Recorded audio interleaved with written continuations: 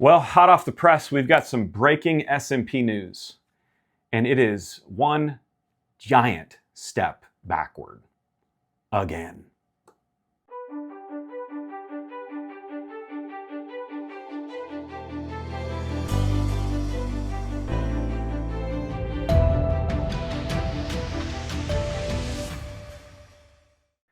Maybe you haven't seen it yet. I've got texted by a couple of friends. It's a 5-page document called Policy Requirements for the Specific Ministry Pastor Program.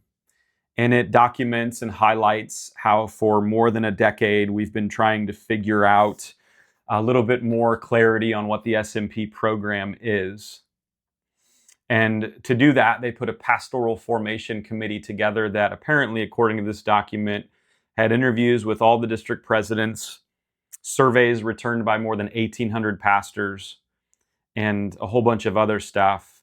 And there's a lot in here, but the key finding that I just think is absolutely ridiculous and points to the very same stuff I've been bringing up. Here's the key finding. Point number 3 is that SMP applicants must now be at least 40 years old. What? Why?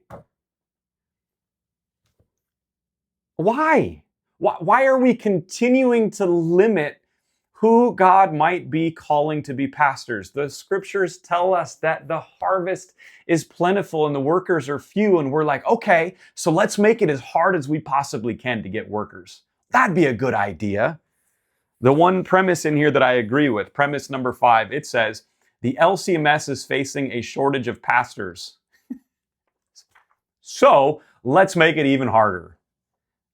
I cannot understand why we are doing this when we are already in a shortage of pastors. We're going to put more restrictions, more limitations, make it harder for our churches to actually have pastors to do word and sacrament ministry. One of the premises or one of the findings in here as well, this is finding number 6, is that admissions will give priority to SMP applicants that will serve congregations that could otherwise not receive word and sacrament ministry. I love the fact that we're wanting pastors to do word and sacrament ministry. What that is stating underneath it, though, is that if you are a larger church and wanting to build up a pastor in your context that's young, is you no longer will be able to do that. That person's got to be more than 40 years old or not from your church. You're not going to be able to do that. You cannot form a young person to do word and sacrament ministry at your church. I don't get it. Let me read for you what once was featured on the website for the SMP program of Concordia Seminary. I couldn't find it there anymore, but once it was posted this. Listen to this. Scripture provides several models and, more importantly, specific criteria for pastoral ministry, but it does not specify any particular mode, pattern, or length of pastoral preparation. The New Testament model of raising up local elders, already proven for spiritual maturity and leadership, is actually much closer to the non-residential models that the sending of potential candidates off to a centralized location for pastoral formation and academic education.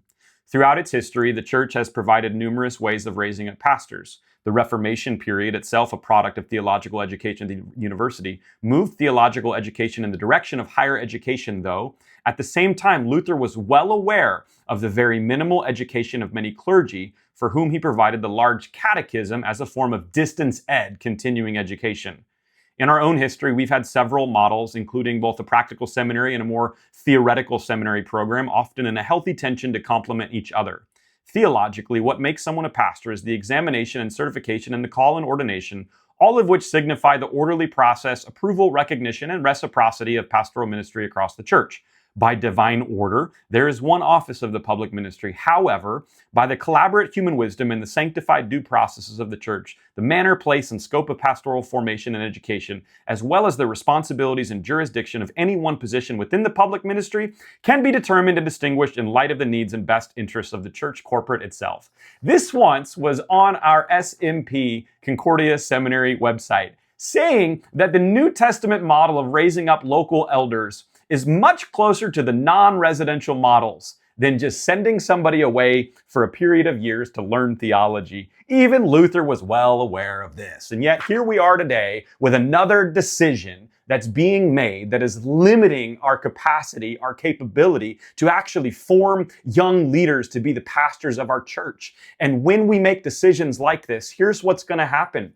We are going to be reading about the Lutheran Church Missouri Synod in history books in about 5 years. This thing is crazy right now, what's going on. We've got a Koinonia project in January to talk about how to form pastors, a couple hundred people coming together from both sides, and this drops today. It's the same thing I was saying on my video from yesterday that went out, that you've got one group talking over here and you've got another group talking over here, but are these two talking with one another? Because if these two are talking with one another, I guarantee you that this resolution would not come forward and that we would not have to be 40 years old now to enter into the SMP.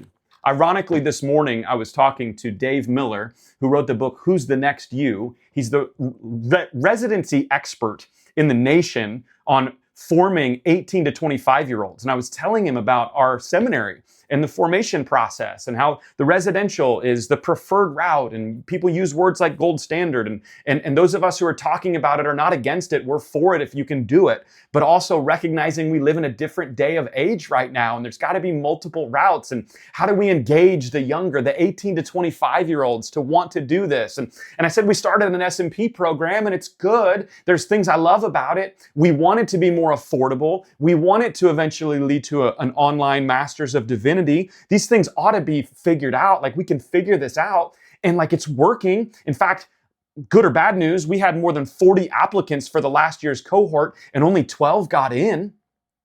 And so like there's people that want to be pastors that we don't have the ability to do that. Like, the problem is like, let's form these people. We've got people that are waiting. We've got another rogue seminary I told them about, the Center for Missional and Pastoral Leadership, that's got 20 plus students in its very first cohort that are saying, I want to learn LCMS theology. I want to learn it, but I can't do the routes that are currently available. I can't just up and leave and take my family to St. Louis or Fort Wayne, or it's too much money. I can't do that. Or I've tried to get into the SMP program and I was denied. And so I still want to learn. I want to be a pastor. And we're saying to these people, yeah, but you got to do it this way. This is awful news. And another decision that is being made that is putting our synod even more out of touch with reality. We've got, the guy I was talking to was like outside of he knows about the LCMS, but outside of like, this is crazy. Wait, I've never heard, you've got people that want to be pastors that are on like a waiting list that are applying and getting denied. Like, that's a great problem to have. Like, you ought to figure out. And I'm like, I know, especially when the synod says we're doing really well financially. Like, let's pour more into this and get more professors and start new programs to get people to become pastors so that we can have word and sacrament ministry in as many of our churches as possible. And yet, today, the news comes out that you got to be more than 40 years old to be a pastor in the SMP program.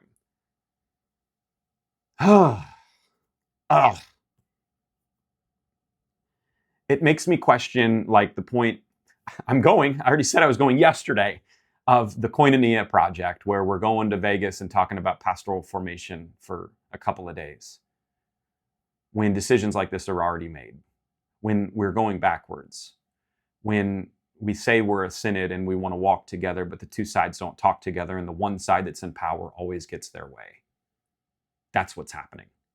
Again, I did a survey of 1,054 Lutheran leaders. About 500 of them, more than 500 of them, are pastors. And others are strong Lutheran leaders. And loud and clear, I heard we need to have an online MDiv. Our routes, we've got to improve our routes. The large churches do not want to send candidates to the residential program right now. And this is what nobody's saying, that the data is saying. They don't want to send them to the residential seminary program because they don't believe that the pastor that they will get in the end is a pastor that will work for their ministry. And so the only option is specific ministry. And now that's not an option. I don't know what to do. I'm still open to talk. hello@redletterchallenge.com. I'd love to hear your stories, your feedback on this. I'd love to know who's on the Pastoral Formation Committee. Will we get the answers to those 1,800 surveys? Do we know who those were sent to? I'd love to see that data. I've been really transparent with my data. Can we be transparent with that data? Maybe we can. Maybe it's out there. Maybe I'm dead wrong. Maybe, I'm just guessing, maybe the people that are on the Pastoral Formation Committee are, and maybe not, I could be wrong, but maybe they're a bunch of older white men that went to the residential program that haven't been in parish ministry for a quarter of a century that are making decisions about the future of our church. When those of us who are doing the ministry and those of us who are leading churches, those of us who are leading growing churches are saying the system we have is broken. We've got people that want to be pastors and they're signing up for things like SMP, even with all the hoops we ask them to jump.